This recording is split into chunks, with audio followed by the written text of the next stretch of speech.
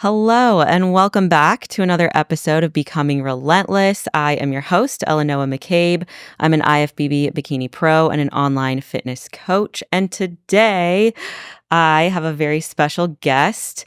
His name is Dezs Thomas. He is also a coach, and I am just going to go ahead and dive right in with you. How are you today, Dezs?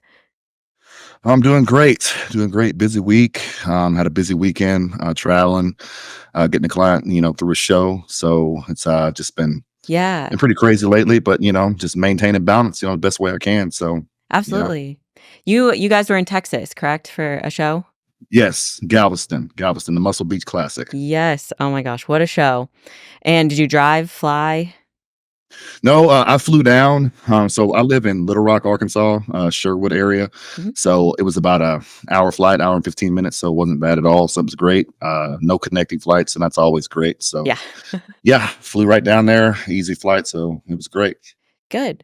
So I know that you're a coach. How long have you been coaching? Let's see. I would like to say so. I'd say I've been bodybuilding for about 10, 11 years. So I've been Okay. helping people ever since I started. But officially, I'd say I started coaching about 6 years ago. What is it? It's 2014 now. So that excuse 2024. me, 2024. Yeah, yeah, crazy. So that was about 2018. I started but right when I graduated college, is when I really started like helping people. And then so I decided around 2020 to start getting my LLC together.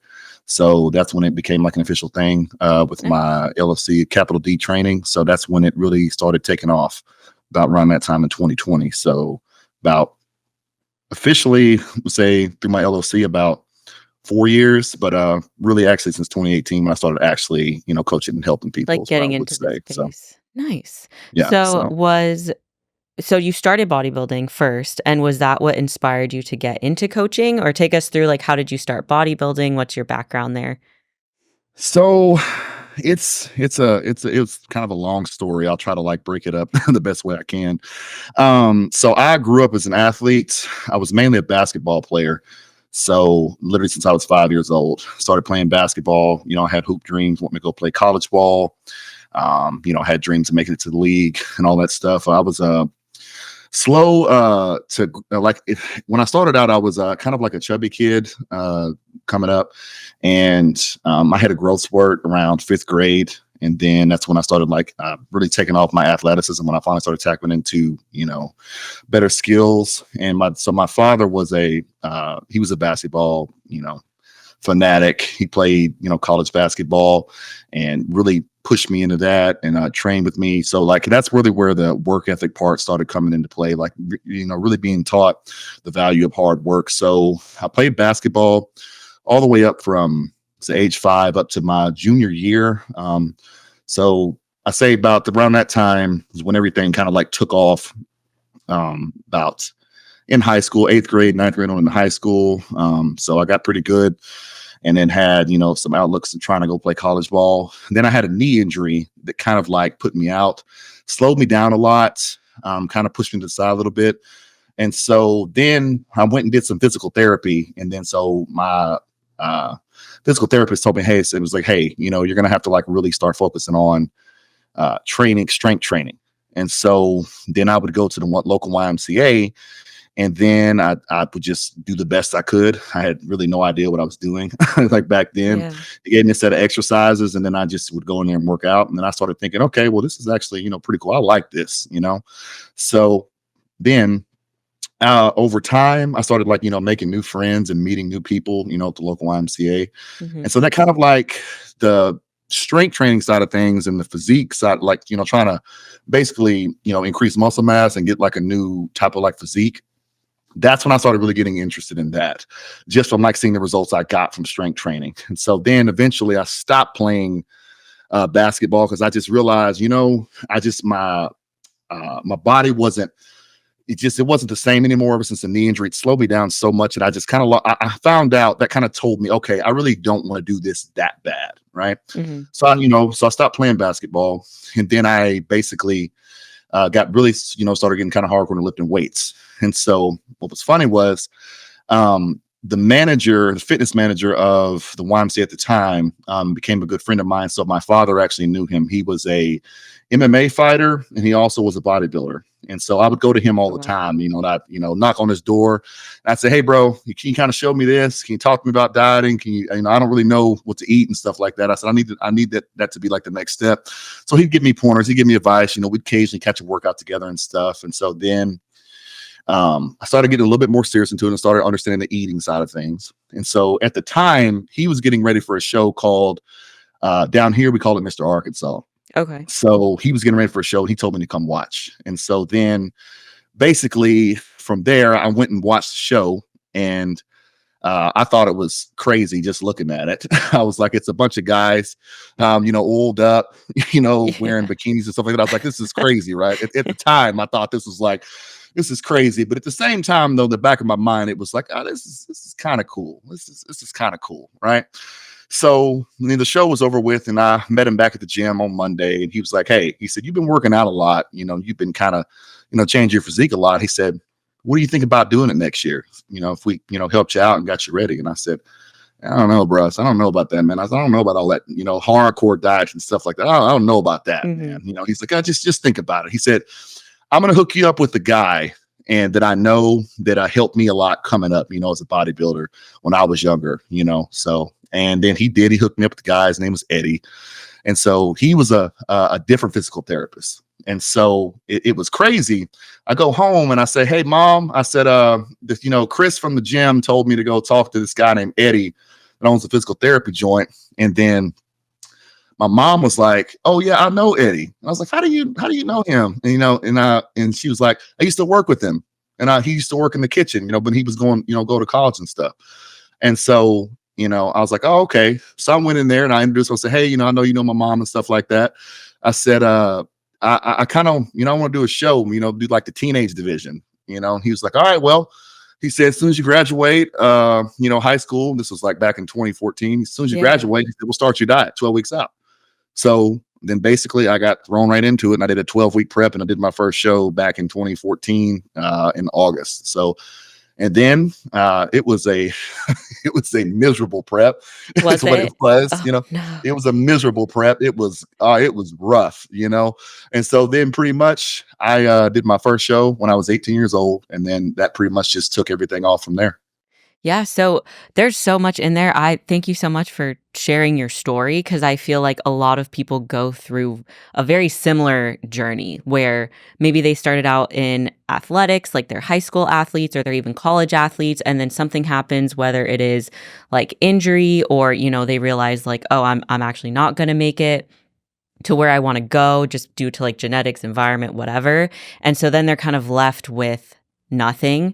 Like you go from being an athlete, having this identity around like, "Oh, I'm going to be a basketball player," or "I am a basketball player." And then all of a sudden you have this injury and you're like, "Well, crap, I don't know what I am. Like, I don't know who I am, what I'm doing." And then I do find a lot of bodybuilders kind of find their way into the sport that way. So I think that's really cool that you also had that experience and then you had people around you almost like mentoring you into it as well.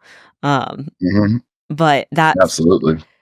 the other thing I really wanna, like, kind of dive a little bit deeper on is you said that first prep was rough, that it was terrible. So Yeah. why would you Yes. keep going, A lot of people Yeah. wouldn't understand. You hear, like, people do one prep and it's terrible and that's it for them. They're done with Mhm. it. So what about it made you wanna keep going? I will say that at the time, I don't. So I'll just kind of give it like a basis of how it went.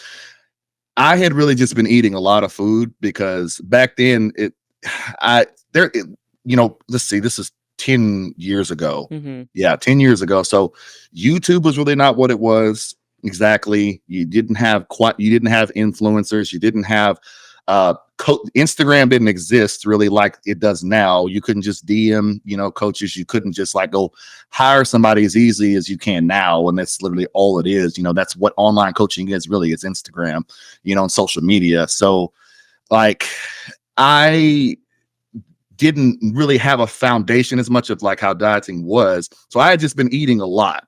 And I was like, okay, so I had saw so his name was Eddie. And I saw what he looked like.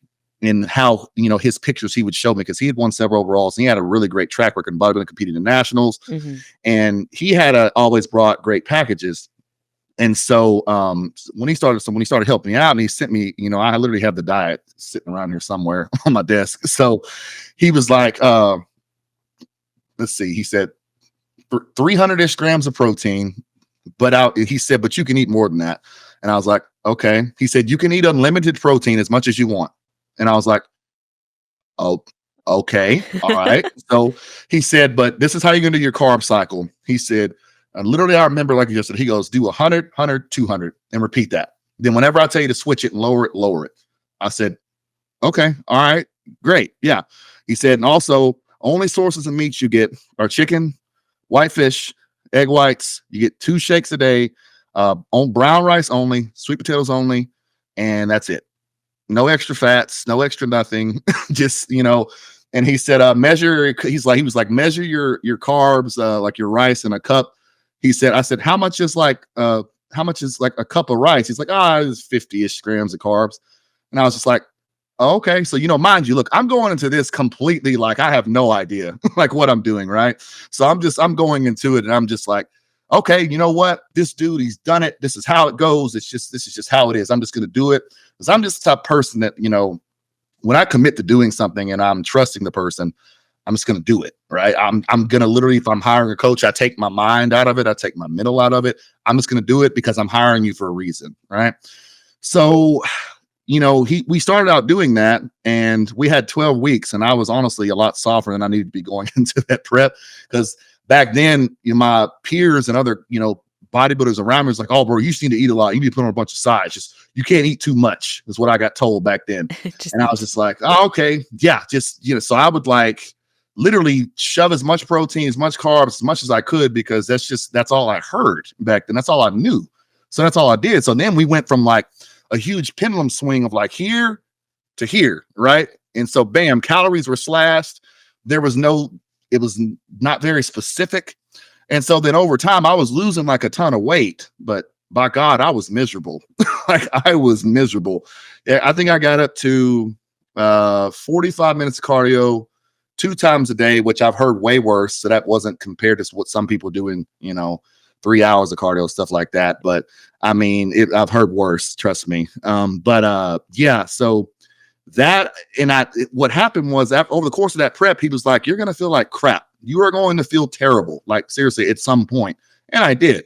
But in my mind, I think the thing is that when you do your first prep, you're not used to looking at your body leaner when it's your first one. So naturally you think, okay, if I'm seeing changes and I'm looking better per se, then that's all that matters, right? So at the time, that's all I really cared about. I was like, oh, well, I'm looking better. I'm looking leaner. I feel like crap, but this is what I was told was going to happen, right? So as time went on, I got to the show, and then I did the 19 and under division, and I got second place, and very close. It was a very close call. I got second place, and then I think I did middleweight novice. I think I got fifth out of like I think I got like fifth or sixth out of like 10 guys. And I was like, oh, okay. So I'm not terrible like at this, right? In my mind, when I was thinking at the time. Right. So that right there set me up when I was like, I got second. And I was like, okay, these are guys that they're my age. So I got second place. And I was like, so I'm coming back next year. And that's what kind of set me up. I was like, I want to win it next year. Right. So that right there, coming so close, is what pushed me on to say, you know what, I'm committed to this and I'm going to do it again. And that's how I pretty much dived into bodybuilding, and I committed to it from there. I think that is so valuable for people to hear, because it shows the mindset that a champion bodybuilder needs to have, truly. Because there's athletes that come into this sport, there's people who come in and they're just like whatever about it. But when you get that second place, and doesn't bring you down. It actually fuels you. You're like, oh, I could do better than that. I want to do better. I want to win. I think that that's such a cool reason to just keep going, keep diving in. And I think it just shows that, okay, cool. You had that mental resilience in you. You just didn't know yet. Like you were starting to tap Mhm. into it. And being 19, 18, 19, that's such a young age as well to start bodybuilding. So it's Mhm. pretty cool to see you or to hear your story and then to see what you're doing now as a coach. So how do you feel like your coaching style has evolved, like since your own experiences in bodybuilding to now?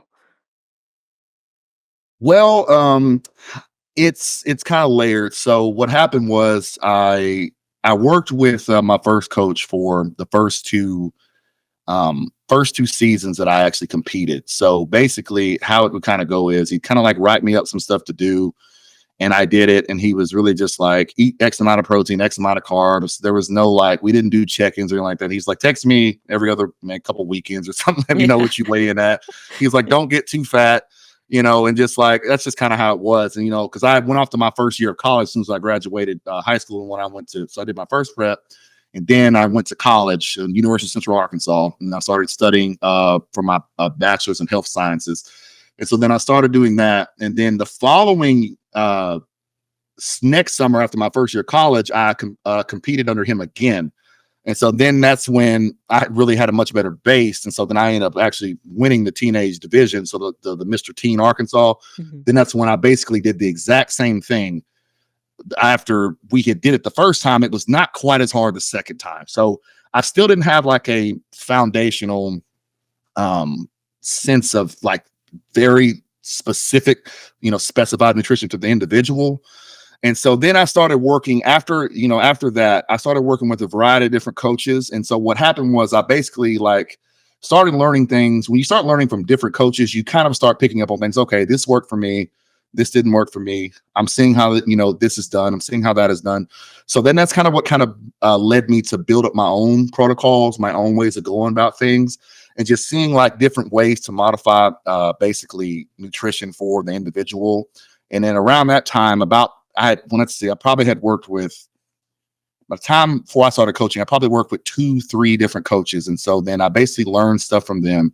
And so then by that time, I started kind of like establishing, okay, this is kind of how I do things now, with my clientele. So around 2018, by the time I had started, actually helping people, not necessarily like, full-time coaching or everything, anything like that. Like that's when I started saying, okay, this is kind of like what, I've seen work for me in the past, what I've seen done in different scenarios.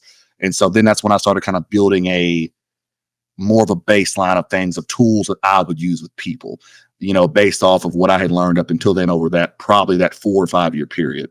Right. What do you feel like inspired you to actually start helping people and that led you to be a coach? Um, let's see.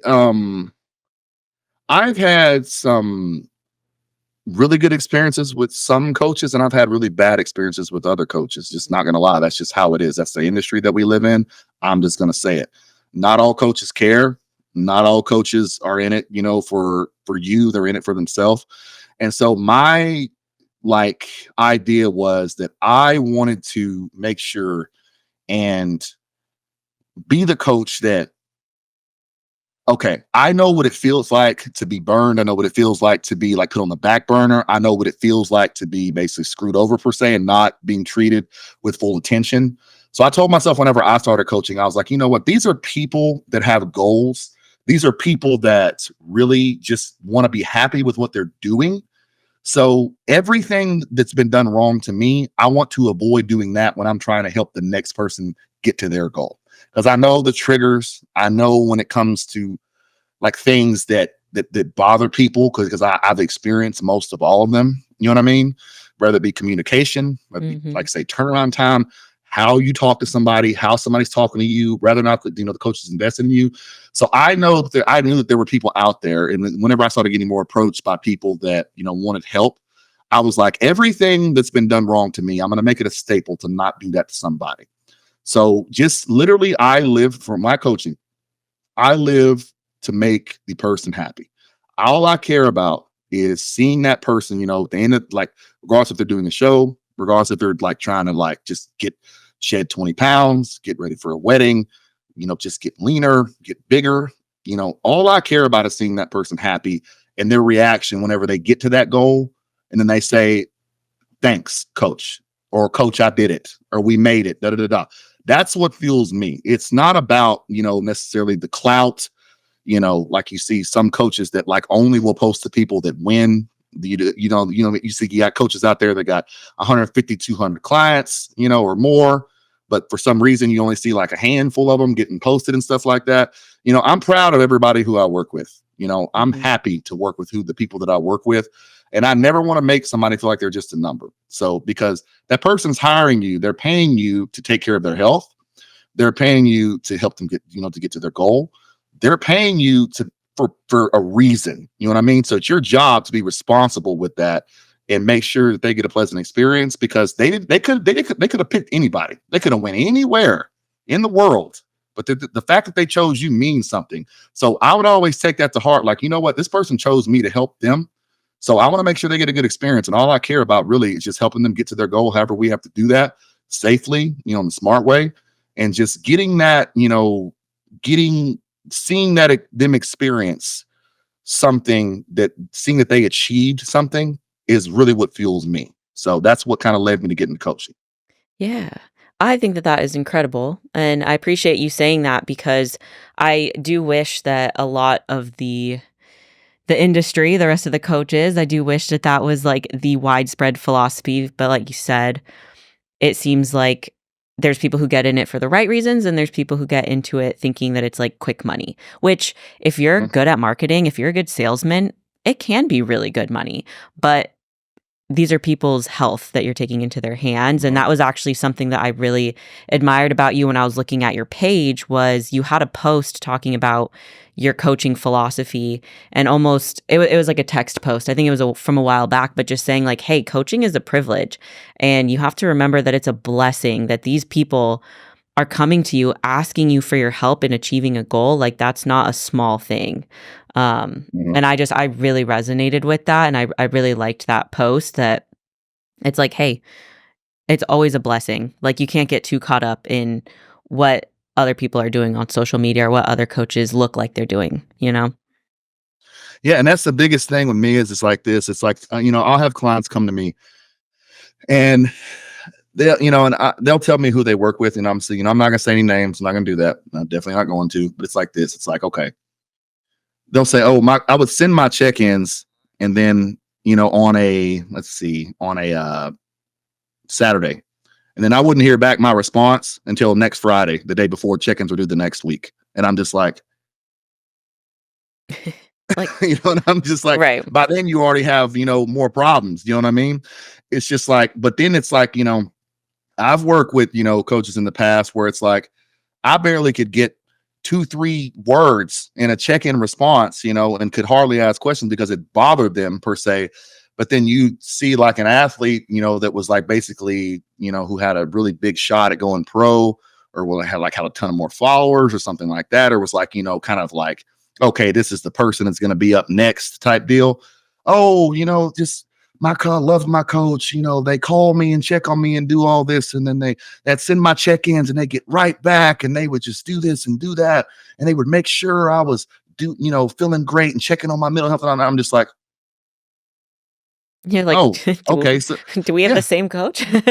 I'm like, we have the same coach. I'm Yeah. just like, okay, all right, yeah, okay, yeah, because literally, I could get an update and ask one question, and they go off on me for asking a question, or something like that. Right. Like just And I'm follow the just like, plan. Right. yeah, or something like that. And I'm just like, that to me is just like it's like a facade type deal. It's like, okay, I'm only gonna post my winners. I'm not gonna post the girl, who got 6th place on her first show, because that makes it look like, oh, my work is not what it's projected to be. Like, I only show you what I want you to see. And I just think that that is a problem in the industry today, is that like it's an image thing. It's like if I can show you I may coach 200 athletes or so, my roster, but I'm only going to show you the big 20 that are winning. I'm only going to show you the ones that turn pro. I'm only going to show you the ones that got, first place or, first call outs and national stuff like that. And I'm just like, man, because I know certain people that have worked, with certain coaches, And the stuff they tell me, what what they've shown me, the stuff they've got in the past, and I'm just like, mm, Yep. sometimes if you're just not a heavy hitter, and you have to, it requires the coach to do the job. Like it requires them to put more emphasis, more attention on you, because that's, what a coach's job is, right? Yes. Some really don't want to go that extra mile and say, okay, well, I got to focus on this person a bit more. I got to tweak their nutrition, their training. I got to check on them a little bit more, because this is how it's going to help them progress to the next level, as opposed, to the, it's example I give. I say it's a lot easier to polish a Ferrari than it is to build a car from the ground up. Yep. You know what I mean? So one's easier than the other, right? So it's just crazy to me how you will see, certain coaches in certain instances. It's just like, it just because so what happens is I see that people will look at, the Instagram of the certain coach. They'll look at the certain, the post, stuff like that. And they all might think that's going to be me next. Right. That's going to be me. And it's like, well, what's your track record already, and how much work are you going to require? You know what I mean? To get to that type of level. And then it's like, you easily could just get put on the back burner, but then it's the clients are left with that sense of, okay, maybe one day they'll get back to me. Maybe they'll, maybe I'll impress them one day, and then I'll be able to get my shot and stuff like that. And I just feel like they're kind of living on that prayer, and it just becomes a vicious cycle, and that's something I told myself that's never going to happen with not one person that I work with. Yeah. I think that's a great coaching philosophy. And I really do admire that. I know exactly what you're talking about, by the way, because I see it as well. And it's like the results based versus actually enjoying the journey. And I do think it is way more impressive to take somebody who maybe needed a lot of work, like maybe they need 2 to 3 years in the gym before they can even think about competing. It's a lot more impressive to take somebody like that through the entire journey and get them on stage, like regardless if they win or not. That experience, that journey for them is life-changing. And that as a coach is way more fulfilling than like, okay, yeah, you have maybe somebody who's been competing a lot, or their genetic, it's fun to have the genetic freaks. It's fun, but at the same time, it doesn't exactly show your skill set as a coach, because can you coach moms? Can you coach corporate like workers? Can you coach construction workers?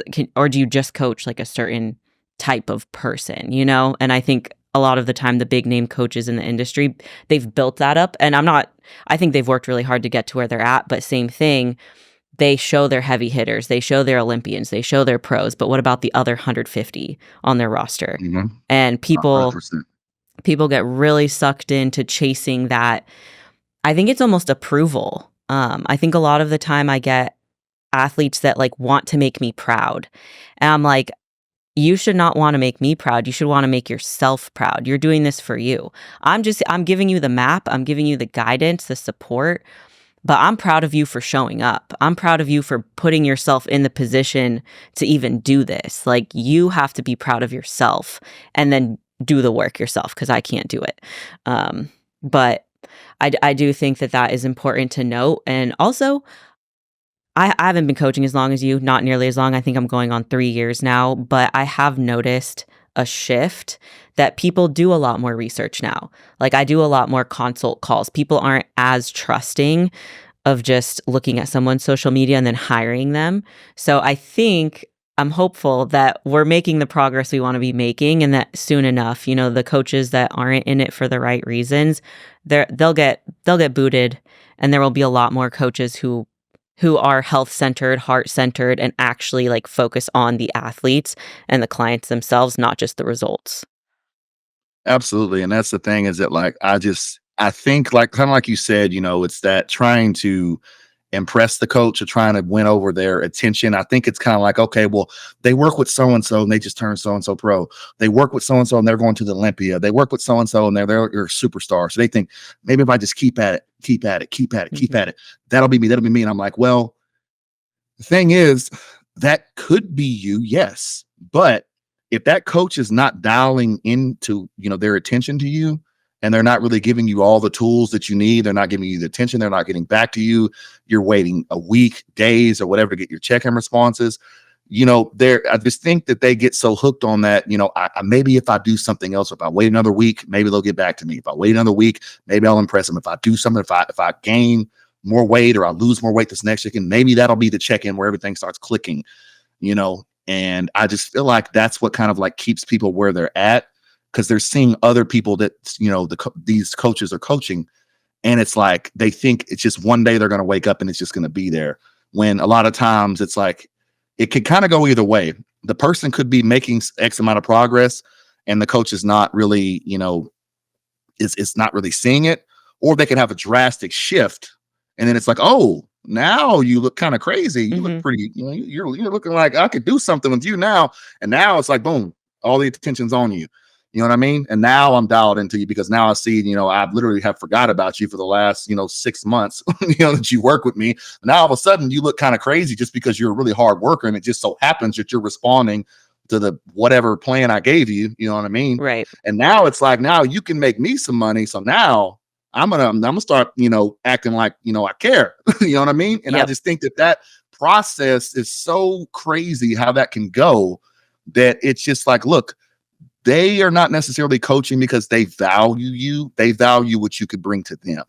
And I just think that, you know, in that type of aspect, that's just not genuine character. You know what I mean? So because I'll take anybody at any level, it does not matter what it is, does not matter what your goal is. Does, like I say, it's, you know, if you're paying me for my attention, for my guidance and my coaching, I value you no matter who you are. And I just think that, you know, sometimes, you know, when dollar signs start talking to certain people, it changes your attitude. It changes how you think about things. It changes how you value people. And that's just something I've always said, you know, because I know that at any point in time in your life, everything can be taken away, no matter what. You can lose everything at any point in time, you know, if you're not living your life the right way. And so, you know, my goal was to just treat everybody right, just be humble about stuff. You know, don't run your mouth, don't trash talk people, don't, you know, just start drama. Just focus on your roster, you know, focus on caring about people, and then the rest will come. So Yep. Oh, 100%. Something that I realized last year too was there's more than enough clients and athletes for all of us to go around. Like I know that people say like, "Oh, coaching saturated, there's so many coaches," but hey, there's so many people on this earth that need help, need guidance, whether that's with nutrition, training, bodybuilding, losing weight, gaining weight, like people out there need you. And I think as coaches, like it's up to us to understand like other coaches aren't necessarily our enemies or like they're not against us. Like there are more than enough athletes and clients to go around. You know, people, I think of it in terms of like, even when I moved to Austin, I was like, Austin has 1 million people who live here. At least 100 of those million could use my help. Like I know that I could help 100 people for sure. So that it always puts it into perspective for me too when I'm like, oh man, you know, I wish I was further along with my coaching or whatever it is. I'm like, well, I don't have to be because I know that I'm right where I need to be, and there are more than enough athletes to go around. There are more than enough clients to go around. It's not really like who can have the most and the best and all of that stuff. But I really like I like you put a lot of emphasis on integrity, like good character, treating people right, acting in alignment with who you are and just being genuine. And I can feel that in our conversation. You're a very genuine person. So I appreciate that. Um I appreciate you saying that. I appreciate that. yeah.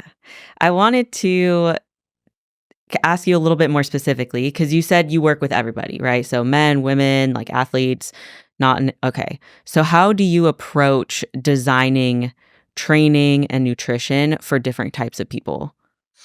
Well, let's see. Where do you want me to start? Like with the bodybuilding side or the general wellness side? Where would you like me to kind of, which Yeah, so direction if somebody's first? listening to this and they're maybe interested in working with you, but they don't know if they would be like a good fit, like let's start with just general lifestyle. Like how do you approach that? What kind of questions do you ask? How do you design their programs? You don't have Okay, to be so I send the specific. question. Just, Okay. yeah. Yeah. So I do consultations. I try to do, you know, consultations. I always offer it. Mhm. Phone calls. Like I'm not afraid to talk to anybody. Like it's one of those things. It's like, look, you know, if sometimes you can hear somebody's voice, you can like that just does something for some people. Some Mhm. people, you know, anti phone calls are like literally, don't call me, bro. Don't call me, sis. Just text me. There are people that exist like that. You know what I mean? I'm one of those that I'm not afraid to talk on the phone because, like, look, sometimes you can just cover more ground and you can just hear somebody and you can sense like kind of emotion and vibes like that, you know. So that's one of those things where, I always try to have, an initial consult, whether, phone call or, like I say, text if they prefer it. And so then I'll send out a questionnaire, and then I'll follow up with them on it, and we'll go over, and I'll just basically like say, obviously the basic stats, height, weight, age, all that stuff. I'll say, what are your current, macros? What have you been eating? What is your activity level? Sedentary, active, in the middle, XYZ, all that stuff. What's your history with strength training? Are you following a current program? What type of gym do you work out at? Do you have what supplements are you taking? Just really I basically base it off the questionnaire and have them obviously give me their goal, what they want to do. And so then I'll basically follow up with them, and then I'll give the initial, okay, well, excuse me. Whenever I see their pictures also, because, if I don't see pictures, I can't do anything. I have to see what you look like, right? Yep. Because that's going to dictate a lot, how much muscle mass you carry, how much body fat you carry. And so then I can, take one look at somebody and be like, all right, this is what we got to do right here, right? And that's what's going to help me give you the idea based off of, what they're already eating, and then basically where we need to go, what direction. Mm-hmm. Because in most cases, what I do see is, say general lifestyle, they'll say, okay, well, I want to be healthier. I want to, obviously have more muscle mass. I'd like to lose body fat. I just want to be happier in my body. So, basically I'll, create a plan, that's more, like I say, has more, options in it per se with food. Mm-hmm. And so, like say a meal could look like, here are the protein options, here are the carbohydrate source options. I'll make sure and I'll line all the macros up so it's not like a sway in macros, you know what I mean? So like I'll make it to where it's like, okay, these are good alternatives, if it's like, say if you don't want to do rice, you do potato, rather be really anything else I decide to put on there. Not, but I'll also have them fill out a sheet that's like, what are foods you like and hate? Yep. So don't even let me make the plan first before it can, because if I make it on there, I'm gonna have to immediately change it. So I like to figure out, how the person likes to eat, and I will build the plan based off of that. And I like to always explain to them, sometimes when you get people that are general lifestyle and general wellness, sometimes they don't quite understand, okay, you do have to have structure. Everything can't be all over the place all the time. You have to maintain structure in what you're going to do to be able to get to a desired outcome. It can't just be all over the place all the time. So I have to explain that.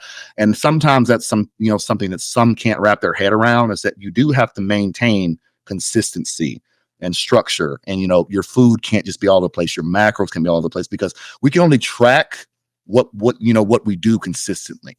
So as far as like lifestyle people, I'll make sure, that's reiterated. We can only track, what we're writing down and what we're doing consistently to be able to see whenever it's check-in day, okay, based off of what we, had you doing this week, where's the result, based off on your check-in. Read your stats. I have everybody fill out a check-in form, copy and paste it, send it with your pictures, and I review it. And then pretty much, I'll assess, and then we just pretty much go from there. Yeah.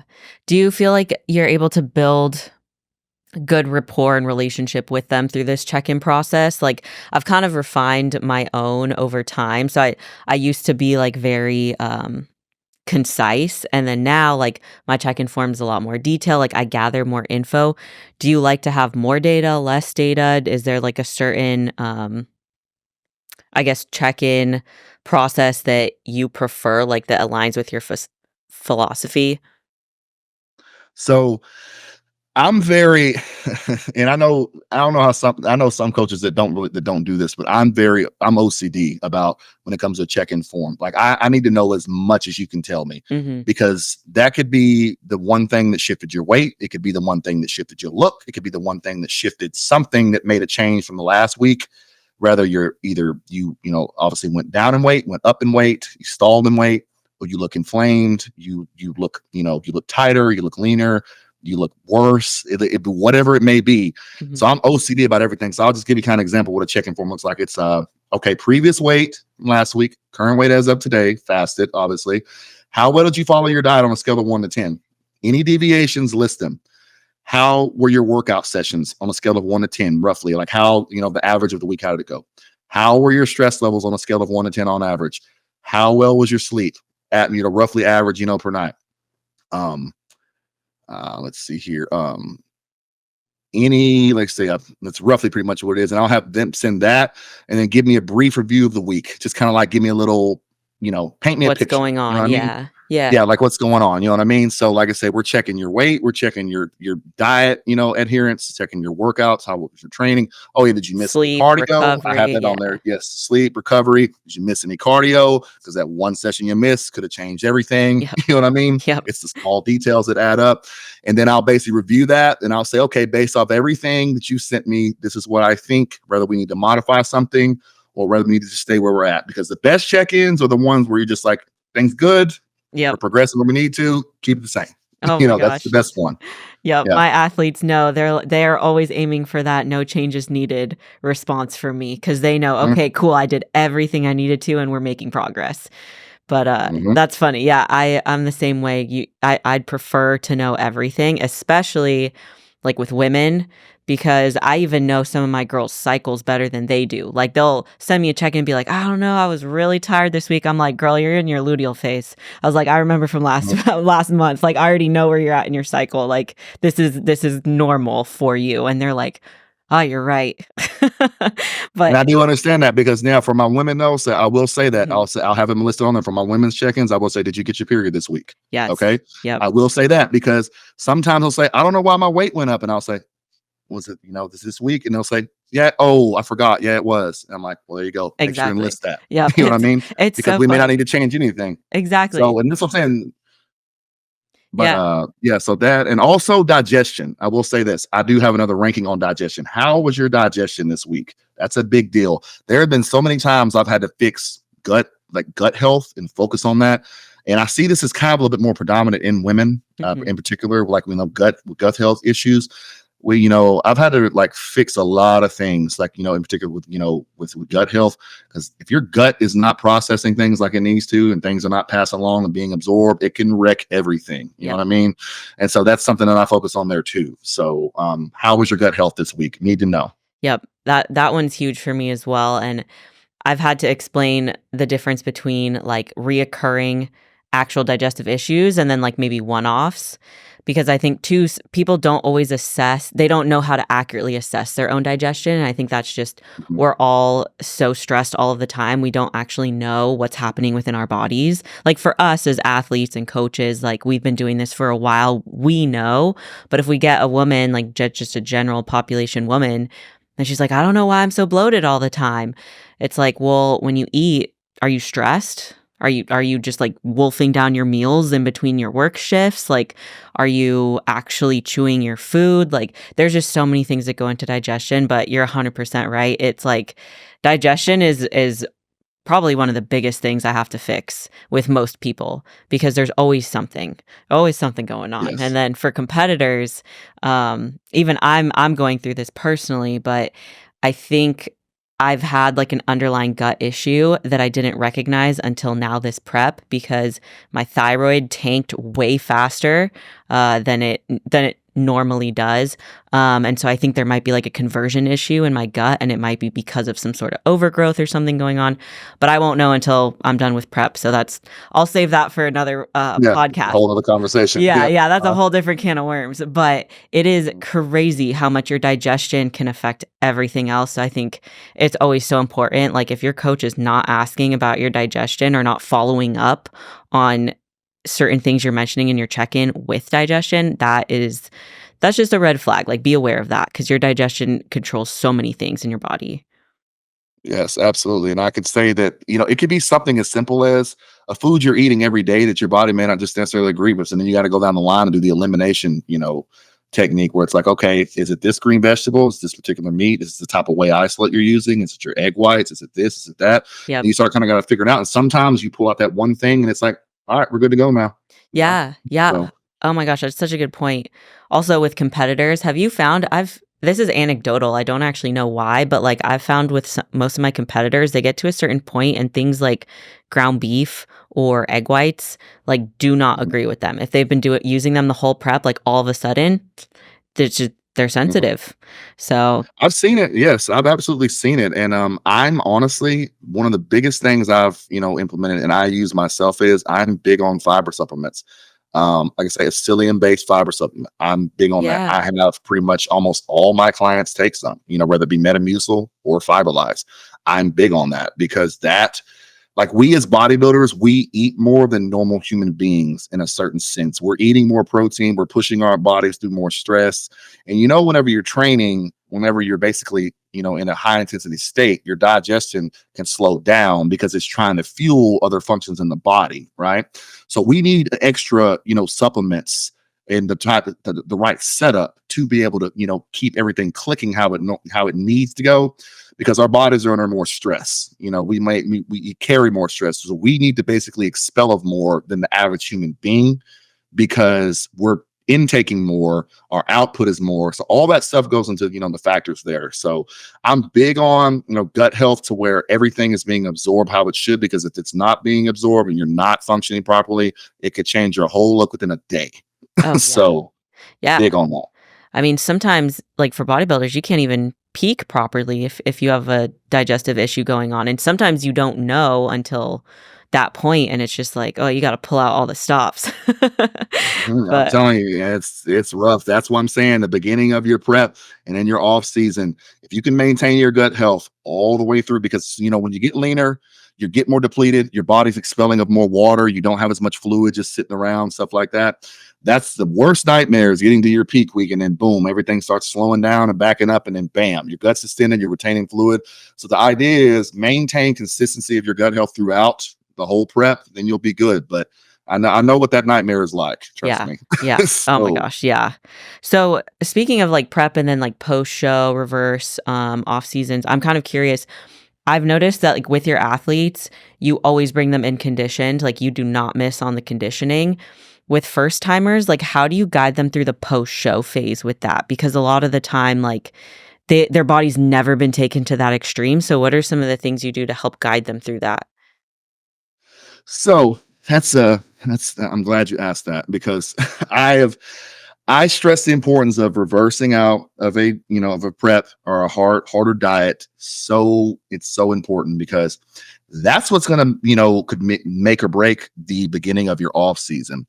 So basically I will say this. So the majority of my roster is women. I primarily work with women, various different classes. That's the majority of what I work with.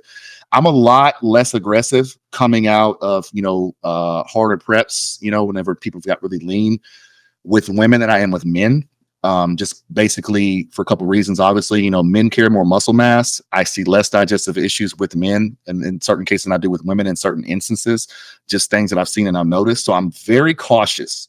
I'm very, like I say, going into the reverse on X, so I'll basically take what a person's been eating, all the way up till peak week, seeing where their macros is at, and I will slowly add X amount of calories based off the person. And particularly if it's a woman, Yeah. I will be pretty slow with it coming back out. I will taper down cardio. I don't pull it all out. I know some coaches are like, all right, pull it all out and give the body a break. I don't do that. You want to maintain metabolic efficiency as long as you can. So slowly tapering down cardio and then slowly raising up calories, the best way to go to let the body adjust. Because the biggest thing, and this is something I see all the time, people will come to me all the time and then they'll say, hey, I just competed, let's see, 6-8 weeks ago. And I'll say, okay, all right. They say, well, my blood work was this. I've put on, a ton of body fat, and I'm just, and I'm like, wait, you competed 6 to 8 weeks ago? And they'll send me pictures, and I'm like, really? You did? And they're like, yeah. Well, my coach took my calories from here, this much, and then boom, they just skyrocketed and stuff like that and turned my cardio down a lot. And I'm just like, well, you know what I mean? So Yep. I spent a lot of time taking on people from, working with past coaches that blew their reverses out. And then, like say, hormones are not aligned how they need to be. Yep. We're having to look at thyroid function with TSH, T4, T3, all of that. We're having to check into that stuff, because that's what causes metabolic damage when you swing the pendulum immediately. So I stress the importance of working out of a deficit and slowly reversing out slowly. And I tell them, I say, look, champ, you're going to be hungry. Your energy is going to slowly come back up, but you're going to be hungry. Like you're going to be like, and sometimes you can almost feel like your appetite is going even crazier, because when you slowly start getting them a little bit more or something and you get kind of a little bit of that dopamine of like eating, a little bit more carb, you Mhm. taste it, you just want so much more of it. And I'm say, look, you've got to control that. You've got to stay hydrated. I'm not against diet sodas. Have your diet soda. You know what I mean? So if you need to like eat a little bit more green veggies, it's okay. Something like that. But like we're slowly going to increase, your calories each week, and we're slowly going to taper down your cardio. Because if we can maintain you in a lean body fat range, and maintain roughly your look of what you had on stage, but just a little bit softer and a little, like I say, with minimized body fat gain, you're going to have a very productive off season. Because if you can maintain that type of look, and then whenever it's time to flip the switch and really go into a push phase and off season phase, that's what's going to set you up. Because if you get sloppy right out the gate, it's like, one of the things I've seen is like, okay, so it's like you just got out of a hardcore deficit. The last thing your body wants to do is to go right back into one after you just blew it, just because you had a really bad reverse. That's not productive. You know what I mean? So we have to avoid that at all costs. Yeah, so you talk to your athletes, like, you kind of walk them through it. You're like, "Hey, this is what you're gonna expect, like, you're gonna be hungry." As far as, like, the mindset and mental portion of it, is there anything that you tell them that they can do? Like, the diet soda is huge, like, volume with veggies, but sometimes I find, like, especially with my women athletes, my first time, like, women athletes, psychologically, like, it is tough for them. So is there any like, do you have any tips, tricks, anything you do to help? So what I will say is this, and I'm pretty straightforward about it. I'll say, look, I'll just kind of tell them, I'll say, look, you're not going to look like you did on stage, and then peak week, and then months, it's just not going to be the same. Rather you're, especially, if you're an enhanced athlete, when you take away some of those supplements, PED, stuff like that, that's one factor. You're not on anything anymore. Yep. Okay. So I have to have that conversation. I'm like, okay, that's one factor that's coming out. Okay. So with that said, then again, I have to basically explain to the person that it is going to be tough, but you have to understand that this right now is temporary. This right here is temporary.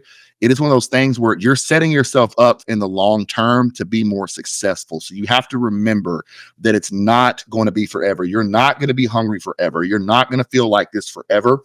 Your body is slowly going to change, but I have to also remind them that's part of it. You're not going to look stage ready year round. You're not, necessarily going to look like this, social media influencer that's how they look all the time, because they're not necessarily getting better. They're just maintaining a look because that's their image. Some of these people are not competing. You know what I mean? They're not doing that. So and the biggest thing is, I'll say, stay off Instagram for a little bit. Don't even worry about it. Don't sit there and just scroll and surf and look at everybody's stuff and dig and all that stuff. Oh, well, who so-and-so's doing a show here. Don't worry about that.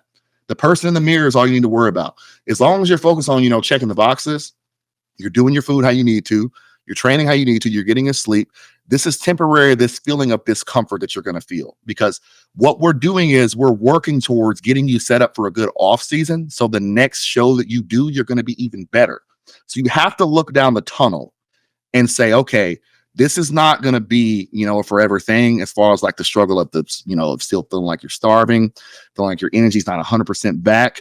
You have to look on down the line and realize that it being temporary is what's setting me up for success. Because here soon, whenever, we go to off season, we push, you're going to be eating more than you probably want to eat at times. You're going to be lifting more weight. You're going to be stronger. You're going to be bigger. You're going to be feeling great. So you have to remember that it's only temporary, and understand that this process, it's all going to come back. You're going to do a prep later. You're going to get shredded again. You're going to get lean again. You're going to be even better next time.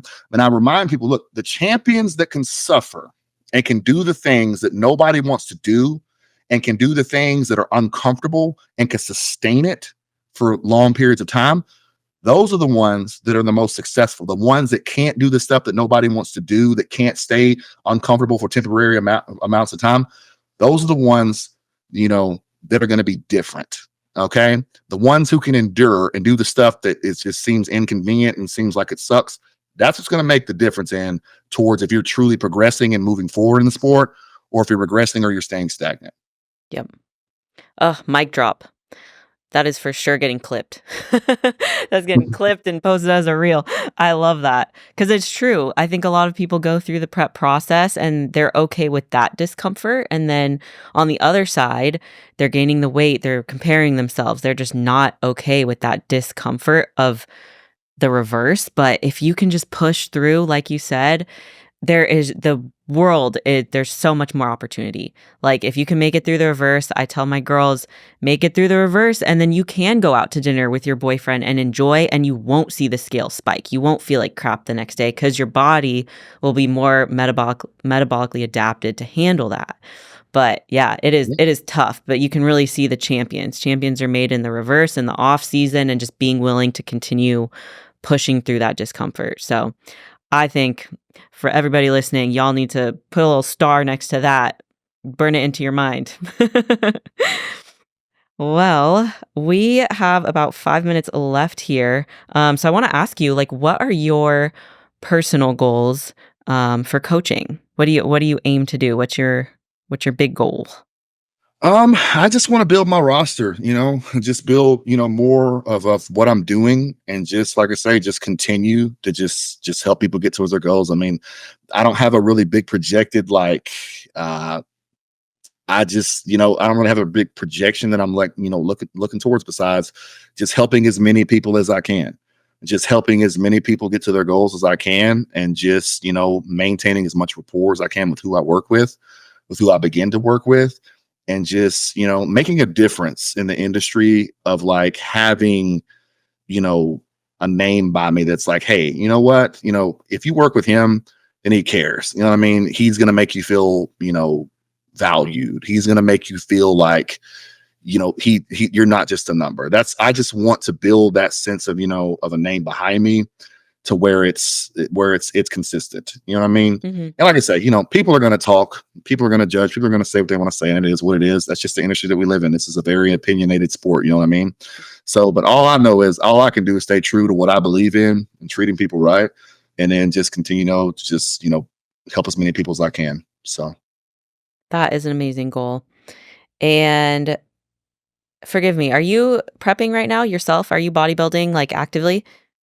No, see, I'm bodybuilding athlete. Yes, I'm just in my off season. Okay. I competed in junior nationals back in June. So I Okay. did junior Okay. nationals. Yeah. So now we're just focused on, me and my coach. We're just focused on, just growing, putting on size, bringing up things. The feedback we got from the judges, and Yeah. just coming back next year strong. And so just coming back better. That's just, what my goal is, as an athlete, is every show I come back to is be better than the last.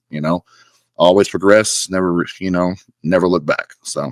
Yeah, and that's all that you can control. You can't control the placings, but you can control how you act, how you show up, and just continuing to come back better and better. So that is amazing. And then Hannah, is she cutting or prepping right now? So we're just doing like a slight mini cut, Okay. like Dude, I said, she's we looking good. yeah, Just she's doing great with it. Yeah, she's yeah. doing awesome. She's doing her mini cut right now, just to kind of give us an idea of like, okay, we're gonna see what we got, as far as like, musculature, that's at a very lean body state. Just see where she kind of lands at whenever I, can finally decide and look at her and say, okay, we're about as lean as we need to be. Then I want to reverse out of this, hold a good set point, to be able to start a prep, because she's possibly looking at doing her first show sometime, I want to say late spring or early summer next year. That'll Yeah. be her first time stepping on stage. Oh my goodness. So that's what's kind of in the works right now. It's been something she's been wanting to do for several years. So, I'm totally excited and happy to help her do that. So. Yeah, I think that's great because a lot of people they don't realize that it's okay to do these mini cuts and kind of see where you're at, like what you're working with, and then you can continue to grow.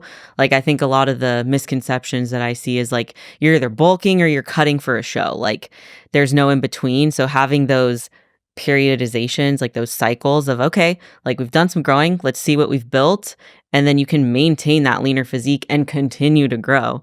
Such a great Yeah. strategy. I love that. Yes, I'm excited. there's some that basically it's like you can't do off season forever. You really can't, unless you just have like a Superman like metabolism, where all you do is build muscle and you barely gain fat. Which there are some people that are just like genetic freaks, you know what I mean, in the world that can do that. But in most cases, the idea is you push a growth phase. You obviously, you gain a little bit of body fat. It just comes with it. Being in the off season, pushing the growth phase, pull some of it down, see where you're at, and then you're going to have a better idea of what you're going to bring to the stage whenever you're lean, because you're going to be on stage when you're lean. You're not going to be on stage when you're in off season. You know what I mean? Exactly. Everybody looks big in the off season, Yeah. but does everybody look big on stage? So that's the difference maker. 100%. Oh, that's so funny. Well, I'm excited for you both. That's going to be a big year next year. Is there anything that I didn't ask you that you want to touch on, or anything that you want to end the episode with? Um, well, I'll ask you this. How is so basically how many weeks are you out now Four and a for your prep for half. your show? 4.5. And Yeah. how are we feeling? Feeling all right. Feeling all right? Yeah. um, I'm all right. It's the tiredness. I could deal with the hunger. I Yeah. could deal with the just like, I guess, less cognitive. Like, I'm still sharp. I could still, podcast for an hour or whatever, but it's like when it's 4 p.m., 5 p.m. and I'm ready for bed, that's what's tough. Like Mhm. the Yeah. fatigue. But Mhm. I'm feeling good. I recently got my blood work done, and I did 2 episodes ago, I did a podcast on it, and there's just a lot of internal health stuff that I need to address, which I'm being very honest and like open about with my Mhm. audience and everybody. But I had no business starting this prep. I got my blood work Mhm. done in March, and then I got it done again in June, and then I went on vacation, and then I was like, oh, let's just do it. Um, Mhm. and so it hasn't been the smoothest prep. But that's the thing, is like, I chose to do it anyways. I saw where my blood markers were at, and I accepted that this prep was going to be tough. But for me, like, I went pro in 2021, and I haven't stepped on stage since. So I was like, I genuinely want to step on stage, see where I need to improve with pros, like next to a pro lineup with pro judges. And then from there, if I need to take 2-3 years off to get my health right, to grow properly, and then present like a much more competitive physique, then I will. But Mhm. yeah. Well, that's great. And I just want to touch on that real quick since you did ask. Yeah. So as far as like, I want to just let everybody know, anybody that's watching this. So as far as like before, starting a prep, obviously, you want the most ideal setup, right? Like you kind of said, yours was kind of obviously rocky going into it, but you accepted it. You know what I mean? So you Mhm. just decided, hey, we're going to roll with the punches. You know what I mean? One thing that I will say that I'm big on is, as far as like leading up to a prep, is you want, at least for my people, I'll say, I want the highest amount of calories we can have within a obviously healthy range, not outrageous, but like to the point of where it's like, I like to work with metabolisms the best way I can. Mhm. So I like to have food as high as possible to where we can make a small slash, and then whenever we hit a plateau, and then come down from there, make a small slash, come down from there. Because the higher your metabolic ceiling is, and the more food you have to work with, your proteins, your carbs, your fats are high, and your body fat is in check within those macros. You're gonna have a lot easier time coming down and peeling off those layers without having to like necessarily go to the extremes of like, excessive cardio, excessive food cuts. And that's one of the things I had with my client Mariah. She got so conditioned off higher food. Her food was pretty high, and her cardio was pretty moderately low, because we had such like a great reverse. That's why I say stressing the reverse out, because her reverse was great. It was awesome. We worked her food up high. Her metabolism was responding very well. So we had, boom, so much to cut down from. Small slice of food, macros come down, boom, would drop, drop, drop, drop. Plateau, which it hardly ever happened, small little slash or something, drop, drop, drop. Modifying the cardio just a little bit. So I like to go in, obviously to my preps initially, the highest amount of food possible, blood markers, all blood work is where I'd like it to be at, within reason. Obviously, everything, numbers are good. And then obviously starting out with the right amount of cardio to where it's, slowly tapered up, food slowly tapered down, just healthy balance, because I've noticed that with that, it leads to the most successful preps if everything is optimized going into it. Yep. So, Yep. 100%. I could not agree more. And I do not want people to make the mistake I did, which is why I am talking about it, because I think we can get so sucked in. And like, as a coach, I would not put my athlete on stage. You know what I mean? Like, as a coach, would I have prepped myself? Probably not, but my coach and I made this decision because I'm stubborn and I wanted to do my pro debut. But I'm willing to talk about it, and I'm also gonna take people through, like, the health journey that I go through as well post-show, because I have a feeling that it isn't gonna be the most optimal. Like, there are things that I'm gonna have to fix, there are things I'm gonna have to pull back on, and it's going to be an experience, and I want people to learn from it and not have to go through it themselves. Like, learn from my mistakes, learn from my anecdote, listen to Dez, start from an optimal place. And and then you don't have to suffer with your prep, because Mariah looked awesome. I think she told me she had Pop-Tarts, or like cheat meals or something. She had like free meals every week. Like, she was working Yeah, hard. Like, she's a hard worker, and I know that she earned that. absolutely. And her prep would be considered, like, not as hard, right? Like, some girls Yes, have like, to, yes. some girls are out here 2 hours of cardio, 1,000 calories. Like, you can have a prep that isn't that experience if you take care of your internal health and if you have a coach who cares. So, Absolutely. And she was, she said Mariah, like I say, she's on her X's and O's, her P's and Q's, yep. everything. Like, literally, she just goes. She doesn't think, she just does it. And she's so, like, just on point with everything. That's why it was so smooth and so easy for her. And obviously she trusts me. So when it's really having that connection with your coach, to where, when you trust them and that they want you to, be at your best and the best interest for you. And that's what's always going to make the difference. And like I say, she was getting, a free meal every week, starting at, I think we started this prep. She started 12 weeks out of this one, and of the Muscle Beach Classic. And then we're doing another show in New Orleans. I think we're 6 weeks, about to be 6 weeks out now. So with her fiance, actually, who I'm prepping them at the same time, they're going to do their first show together. This will be his first show, and Oh, they're going to wow. do a show together. So that's going to be awesome. But like I say, she brought insane conditioning. You know what I mean? And off eating, her food was pretty high. Yep. Cardio was moderate, and it just clicked very well, because when you handle that reverse properly and you get that metabolic rate to be efficient, that's what's going to make the whole bit of a difference. So, and like I say, Yes. not everybody's the same. The approach is different with everybody that I work with. It's never going to be copycat or cookie cutter. It's never going to be like that. But just building that rapport with the coach and the client, and me seeing I can trust them and them trusting me, is what makes the whole bit of the difference. It's just doing all those things and being confident with it. So Yeah. Ugh, I love that. What a great place to end. I think that was perfect. And yeah, I want to thank you for coming on here and telling us a little bit more about your story, your coaching philosophies, your experiences. If anybody listening is interested, I will have Dez's information in the show notes below. Go ahead and tell them, where can they find you?